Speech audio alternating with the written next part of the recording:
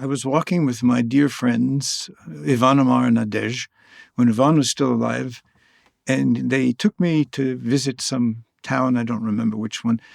I saw this framed artisanal paper, and on it in French was, around a circle was written some words, and I asked Ivan to translate it, and he translated it, and it was a quote from Saint Bernard. It said, "Who loves, loves love. And loving love forms a circle, so complete there is no end to love."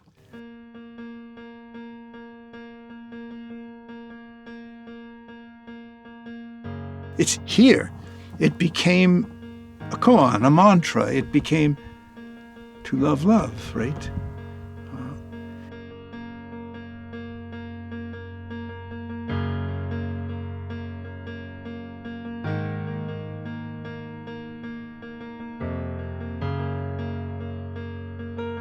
The sacred family is whoever's listening to love inside themselves, whoever's creating that relationship inside themselves and binding themselves to it.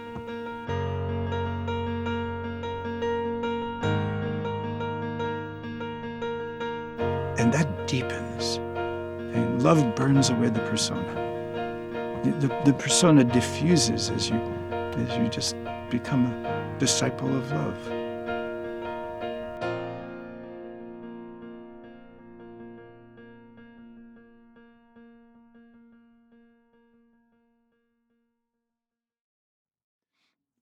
In my early years as a doctor, I came across an organization called the Center for the Healing Arts in Los Angeles.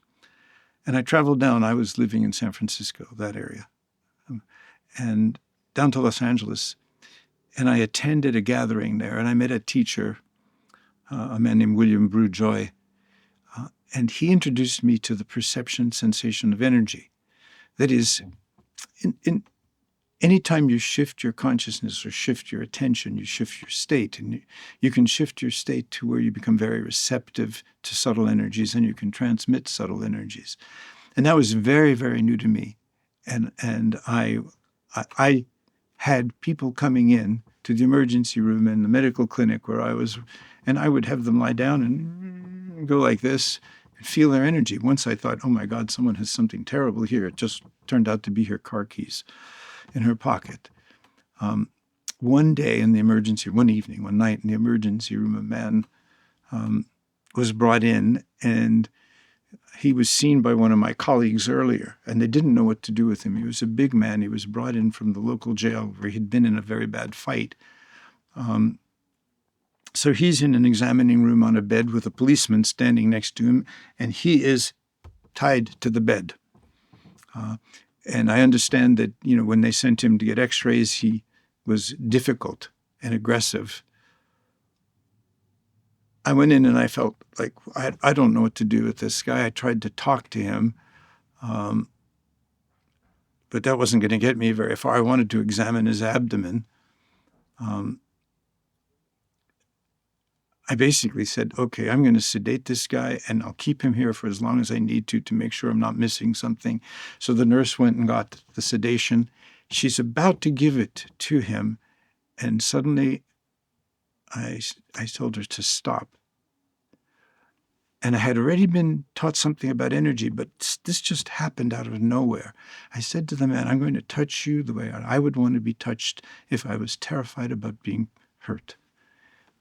And I put my hand on his belly, which is where the problem was, and I put not touching him, put my other hand at the top of his head, one of the positions I had learned in this energy work. But suddenly, I just turned into a fire. There was this white heat, blazing heat, so much so that the nurse sat down on a chair, almost fainted, and the policeman went to open the window, and then he sat down on a chair. And this just stayed like that for maybe 5 minutes. The man's eyes rolled up in the back of his head, and he went to sleep. And 30 minutes later, when he woke up, he had no pain. We could talk. He didn't need to be restrained. I could examine him There was no problem. He could go back to jail.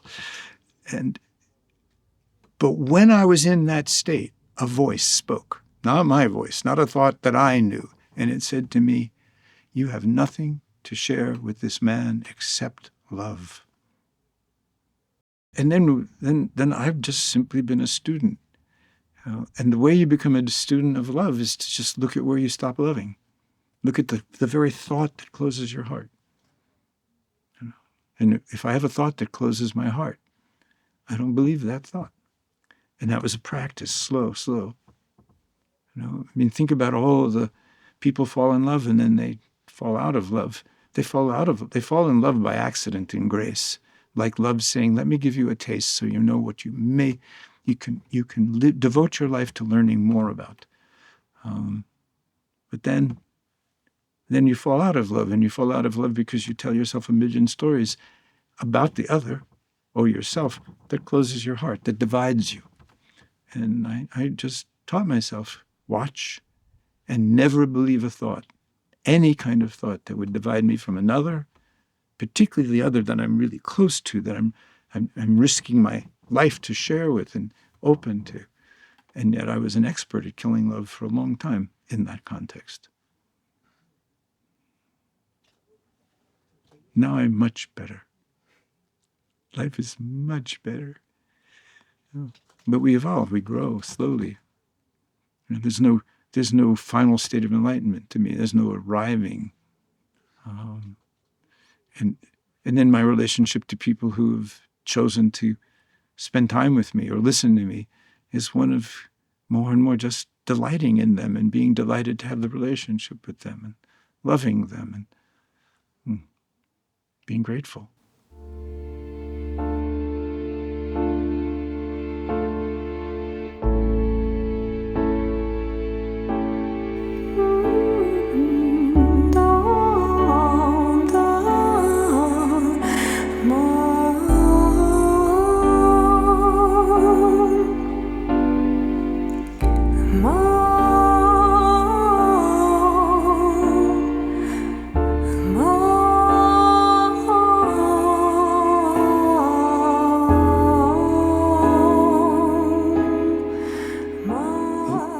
Love is what's between me and you, in the sense, love is a third. There's me, there's you, and then there's love. What does love want? So love can be a sentiment. That's the earliest form of love. That's love for young people, beginning their life. Love becomes something you can't define, that is at times a feeling of well-being and joy, but most of the time it's a relationship. So love is something you create a relationship with. You decide what love is. When I say you, I mean me, I mean any human being that wants a relationship with love. Nobody's going to tell you what it is. And if you think that love is feeling good and feeling the way you think you'd feel when you've met your soulmate, and that's not what love is either. That's a taste of something sweet. And the reason you're tasting the something sweet is because you've set aside your fight against love. And love gives you a taste of itself. So love is a creation. It's a creation that binds my relationship to my feelings and my thoughts. What does love want? In a relationship, in any relationship, the relationship wants something. When you sit meditating together in a group, you feel that living energy come. That's the third of that group. It's not an emanation just of a teacher. It's a creation of a group of people with a shared direction of intention, which actually is an inward resting of attention that creates this living presence. You could say that living energy is love. But you could say that it's the demonstration of love as opposed to love itself, because love itself will never know. I know that Kathy there in my life is a real human being and forever an other that I can never truly fully know. In here, she's a psychological construction. If I have a thought in relationship to my psychological construction of Kathy, or any student of mine, or any person I know, and that's like that thought creates separation or distance, that's not what love wants. Therefore, that thought is not to, I never energize it anymore. I don't have those kinds of thoughts anymore. But that's tens of thousands of times of, oops, nope, no, not that thought, not that thought. Not. So in a sense, love is also dying. It's not my life anymore. It's love's life. And I have no worry about being safe because it's not about being safe. And the freedom is in being bound to what I believe love wants. That's complete freedom. Love is my construction. My relationship to love frees me.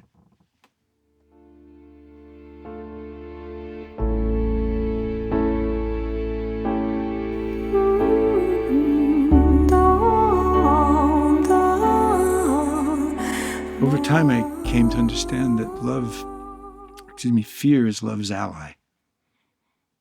It's almost as if fear comes to love and said, I really tried to get them to turn to you. And love said, okay, try harder.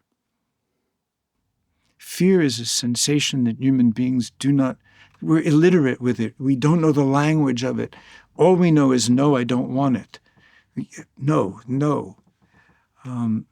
But the moment you say no to fear, you say no to love, right? If you're worrying that you can't trust your partner, that he has to behave or she has to behave in such a way that makes you feel safe, then there's very little love. If your relationship inside yourself is to love, so it's not about whether your partner makes you safe, that you just keep loving you don't hold back your love. So even if the partner leaves, what have I learned in that relationship? I've learned a deeper relationship to love with myself. Does that mean I'll ever have another partner? Well, I don't know, right? Am I going to be saved by another partner? Absurd. No one's saved by somebody else. If you meet a really awake teacher, they don't save you, but they may show you a path that you can save yourself. They teach you they'll throw you a life preserver again and again until they figure you know how to swim, and then they go ahead, good luck. So fear is a sensation that human beings have never truly made friends with. The fear is a sensation that needs to be touched and touched. I can't touch fear without disappearing. Well, if I disappear, where I'm going to end up is in love. Because fear is not the ultimate ground of reality. Fear is just an absolutely important part for survival, but not psychological survival. The unexamined, unmet, unloved fear that lives inside people's guts, this layer inside of them of unsafety, that they don't visit, that they don't know, that they haven't really sat with, and not once. But every time there's a hint of fear, go right to it. Taste it. Never believe that fear is because. That's giving fear to the mind. Fear is not because someone did this or someone this. Fear is a sensation in the now, and it's telling you you're too small to know this now. You're too constricted. You're too identified to breathe with this now. And it says, it's going to diffuse you. But where are you going to land? Deeper in love. Deeper in love. Fear is love's ally. That's the path. And so it doesn't matter how many forms of fear there are, because that's what the mind calls them. Fear of aloneness, fear of abandonment, fear of betrayal, fear of not having enough money. Our world we are not going to survive as a species, a conversation perhaps for another time, if we don't become literate with fear, if we cannot make friends with it. And love isn't going to save you from fear. It's the other way around. Fear is going to teach you to submit to love.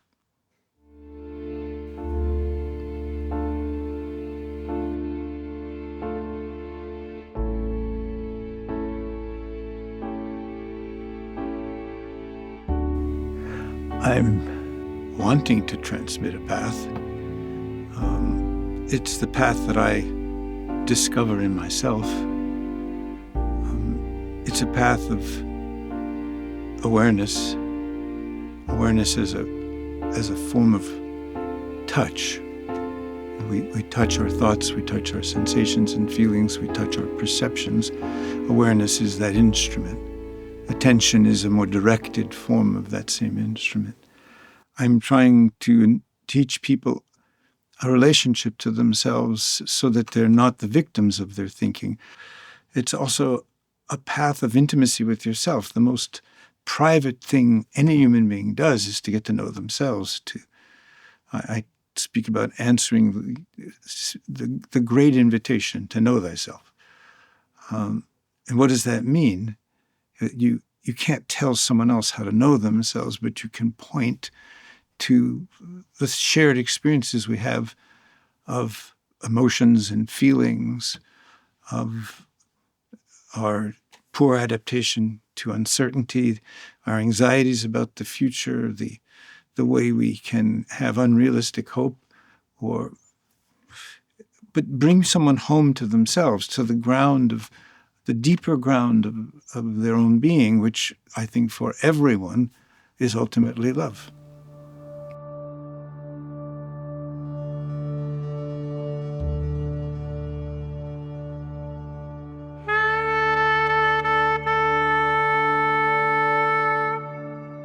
My life changed right around the time I turned 30 in 1976. And when I look at it in retrospect and try to actually remember what it was like, what I noticed that there was a deep kind of inexplicable despair for weeks. And I remember a dream, and the dream was of a witch stealing my wallet, my identity. And it was as if the dream knew something was coming that I didn't know.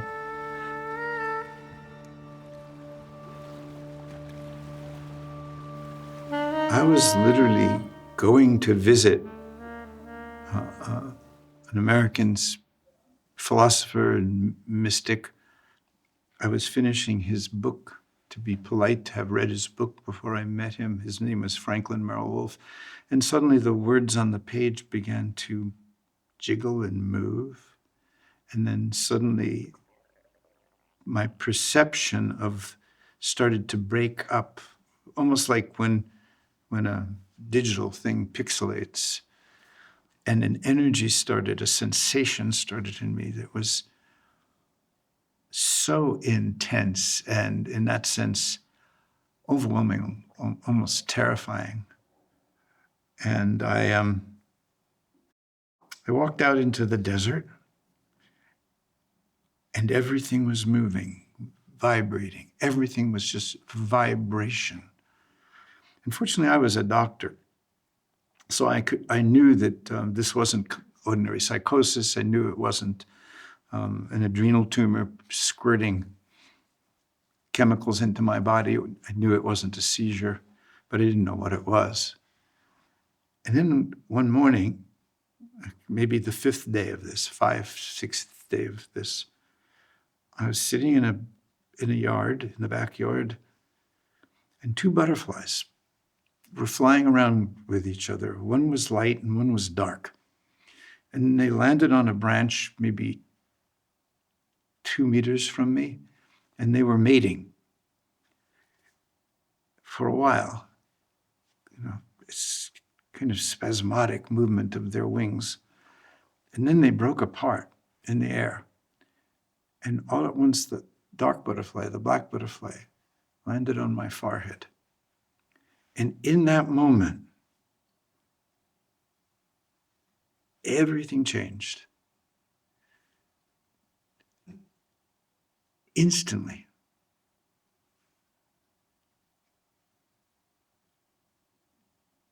There was a quality of peace like I had never known. There was no sense that I existed as Richard, But there was a quality of awareness that I can talk to you about this. So the aware self, the aware ego, receded to a point in a way, and I became one. The inner and the outer were a single one. The higher and the lower, the above, just oneness. I took a walk and got to the coast and was looking down from these cliffs, and there was a whale just 20 meters offshore in maybe 4 meters of water. And there was a whale watching boat about 200 meters offshore. But the wake of the whale watching boat, you could see it coming from the horizon. That boat had followed the whale right there, and the whale was as close to the edge as it could be. And I knew that we were in communion. That was that experience. But as my wife likes to say, the ego survives enlightenment. So the pattern of separation survives enlightenment. And aspects of the pattern of separation, of being the separate self, the very thing the baby has to evolve to by 7, 8, 9 years old in order to function in this world. I was back like the baby, oneness, but I also understood, I was aware in that. But whenever the pattern of separation and aspects of that separateness, which were my own persona, my own self-involvement, my own pettiness, my own control issues, that whenever that was back, it was as if I had an atomic bomb inside of me that it couldn't get free.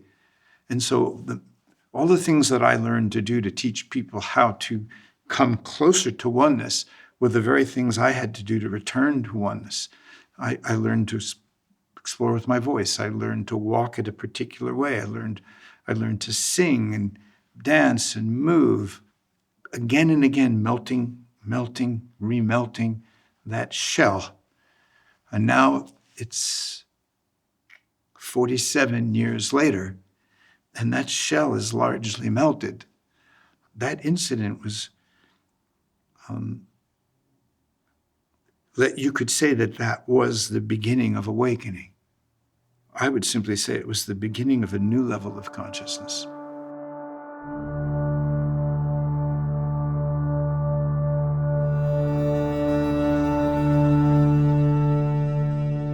So those experiences changed the foundation of my consciousness.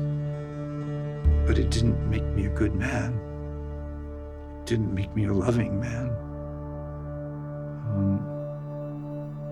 I've had to work. I'm very grateful I've had 47 years and hope I have some more to keep dissolving so that maybe at the end, regardless of circumstances, it'll be a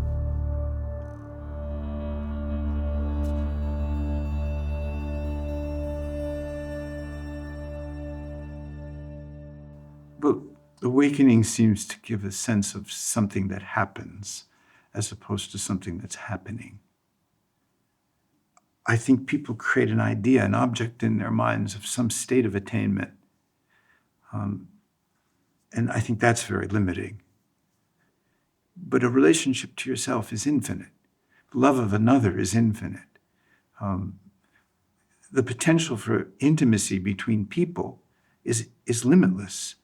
Most of our words tend to end with ideas, but listening to someone, feeling their heart, noticing how they play in life, being able to be yourself more and more naturally, uninhibitedly, with complete trust, that's the goal, that's the path, period. And there's no end point. It's limitless intimacy. And the heart becomes more than a metaphor. The mind, the awareness that's rooted in the thinking mind starts to become a disciple of the heart. That means it starts to become a disciple of what you feel in the present moment. And it starts to help you engage with the feelings that are very threatening or uncomfortable in the present moment. We're only as free as our fear. We step toward success and maybe get afraid. Success in some conventional sense. We step toward love and we get afraid. We step toward aloneness, separateness, and we get afraid. So we live in this kind of push-pull of codependency. The goal of the spiritual path for me is for one person to love another person limitlessly. And from that, it shines out into the world. That's why my wife and I work together more and more closely, because too much the spiritual teaching seems to come from a man, primarily men, but also some, wonderful women teachers, but a woman. But when you sit side by side with another and you realize that your path is not just your own spiritual path, it's a path of relationship. And every relationship is a relationship, but some relationships, when you make a deep commitment, have no endpoint. There's no goalpost. It's not the Olympics. Awakening doesn't have an endpoint. There's no arrival, as my wife Kathy likes to say. How deep can you go into this present moment? How deep can you go into a sensation? It's a liminal zone. The now is, the language of the now is sensation. It's feeling. It's ever moving. And the quieter you get and the less that you fight, it becomes this blessed current, this sweet, sweet current. And it's always here. In my life, I would say awakening came the moment I realized that love had always been chasing after me and trying to choose me, and I just hadn't been paying attention. And so it was undramatic. It was just a moment. And I turned all of my journey, my self-awareness, toward the notion of awareness in service to love itself, with life, And so when some pattern comes up inside of you, are you going to fight the pattern? First, you need awareness of the pattern. And that means you've spent a lot of time taking your seat in self-observation. When you take your seat in self-observation, you begin to notice that your observer can be critical, urgent, wanting, and that kind of an observer is suffering. Or you can start to become interested in your observer. And for me now, when a pattern starts to enter my mind that would lead to a specific form of contraction or a specific quality of no to what is in this moment, a kind of no, I just look at it and go, oh, there you are. And I say, and this too.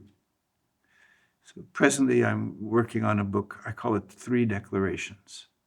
And they are about taking your seat in spiritual practice and at a certain moment truly claiming that that's what you've done with the declaration, here am I.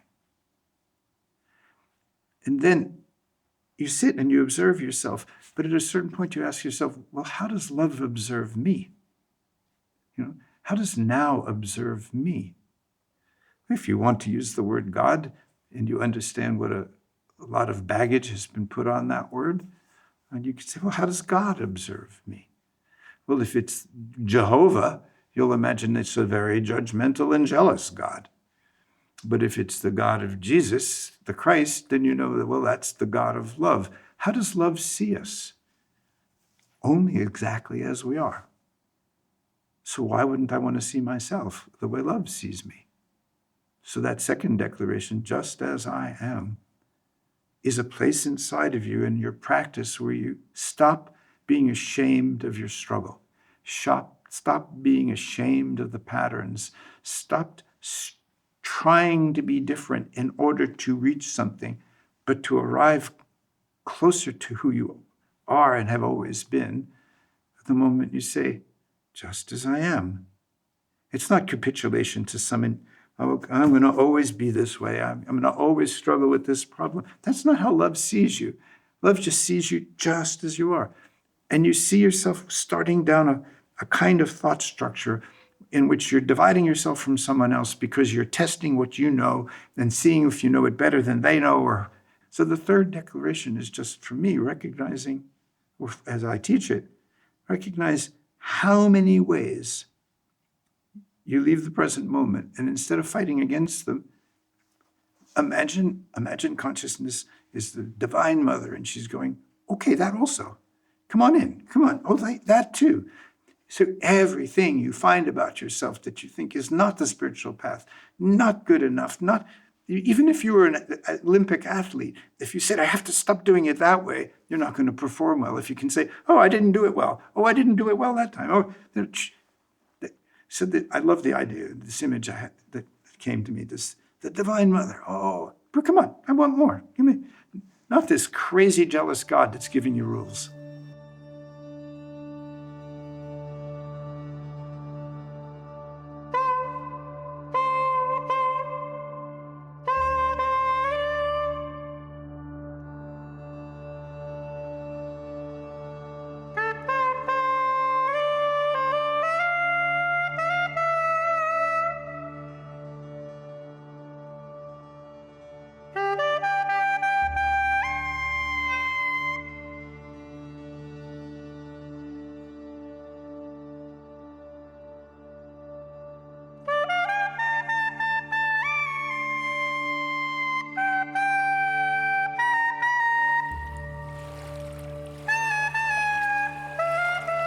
One part of human nature has turned toward the object, and in the pure turning, we have science. Another part of our consciousness turned toward ourselves, and in that purity, it's a continuously original discovery of a path. It becomes burdened by religion. It becomes burdened by isms. It becomes burdened by someone telling you, this is how you should love God. Well, this is how you should love, as opposed to, you have to discover your relationship, your reason for being here, what your awareness wants to be in service to, and then follow that, claim it. Here am I, claim it, choose it, die. Die to anything that closes your heart. Viktor Frankl, in his book, Man's Search for Meaning, talked about his time in Auschwitz. And he talked about the people in Auschwitz, very, very rare. He said they were few, they were rare. But they gave away their little bit of food, and they gave away their little bit of clothing, and they held people that were suffering, and they sat with them. And they didn't do that for anything other than something inside themselves that guided them to do it. And he said, the best of us never left here. In other words, their path was not about survival. Their path was not about continuing to live. Their path was a relationship to love of their fellow human being in the now, independent of circumstances.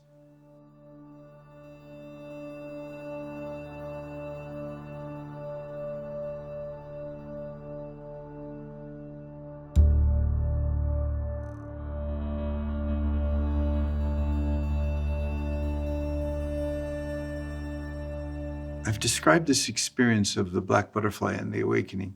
The very first book that came into my hands after that was Walt Whitman's Leaves of Grass, the first edition.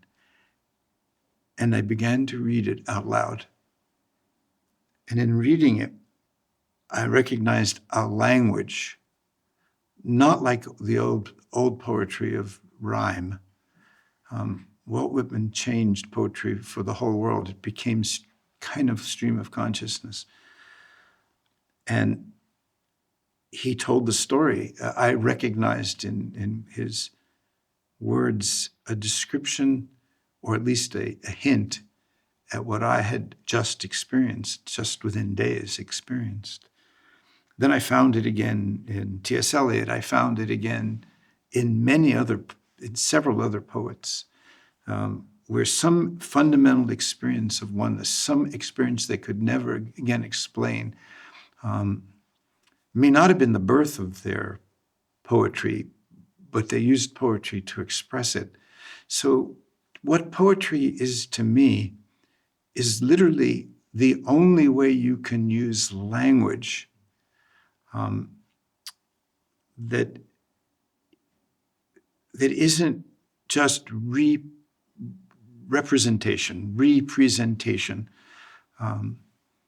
like when you tell about something, or you write prose, or you write a philosophical treatise, the words are always afterwards. But with poetry, the words can move into the intersection of the timeless with time. And that's what T.S. Eliot says in one of his poems. The pursuit of the intersection of the timeless with time is the occupation of the saint. Ah, but no occupation either, but a lifetime's death in love, ardor, self-sacrifice, and self-surrender. A lifetime's death.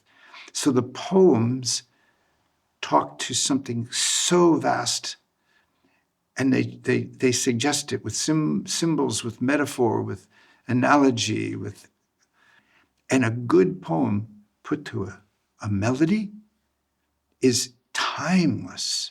I mean, you can sing it again and again and again and again and again. You can read a poem again and again and again, and you never tire of its meaning. I tried to do that in the books I wrote, particularly the earlier books. I didn't try, I couldn't help myself. So a book that every time you read it, you feel something different, you think something different, you associate in a different way. That's what poetry is. It's a living language which takes words which are symbols, which are representations, and allows them to live in the present moment. Plus music, whoa! So poetry is just magic.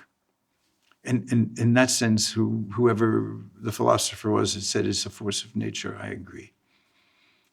But also, it is the way you can bring yourself home.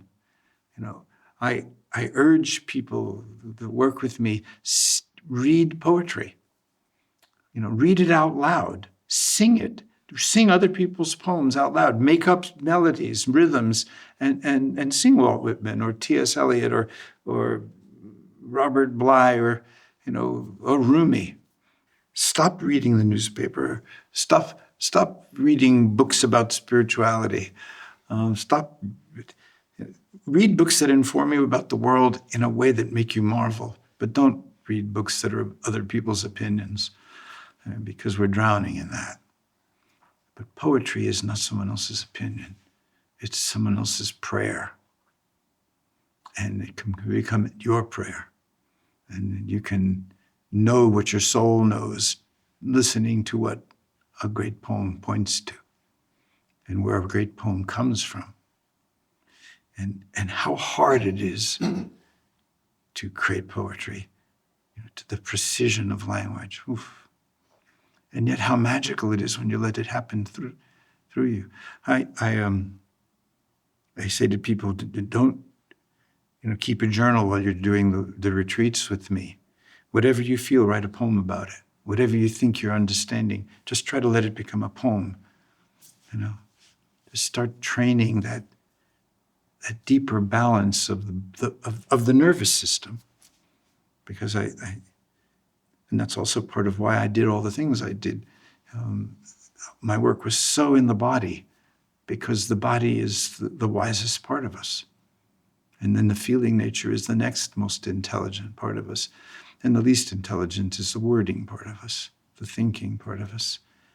And that's easy to understand. It means we think ourselves into atrocity. Poetry. So that's why I use it, because, it's like, because I love it, and it's saying what I'm saying, and it's saying it better. Or saying what I'm trying to say and saying it better. When you seriously give your life to poetry, you are a mystic. Well, on the poet I couldn't think of before, Rilke, who said, what we struggle with is so small. What struggles with us is so great. So that's translated out of the German.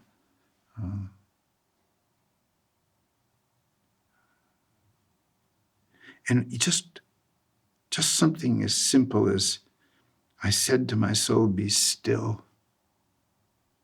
and wait without hope. For hope would be hope for the wrong thing. Wait without love, for love would be love of the wrong thing. There is still hope and love and faith. But the faith is in the waiting. Wait without thought. You are not ready for thought. Then the darkness becomes the light, and the stillness, the dancing. There's meditation practice. I said to my soul, be still. And when you're afraid, you hope. Wait without hope. And you're craving love, but it's going to be the wrong love. Can you wait? The faith is in the waiting.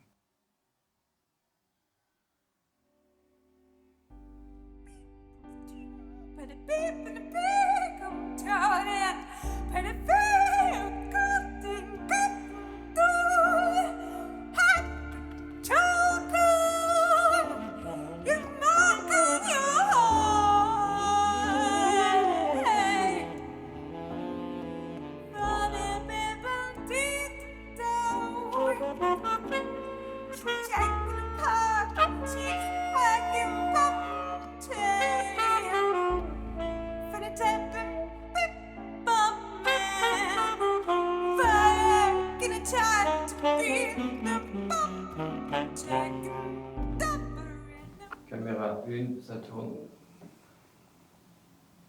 Caméra 2, ça tourne. J'ai juste un petit truc. And camera 3. Ok. Celle-là, je la garde. En caméra 3, je la garde. Camera 3 is always on, right?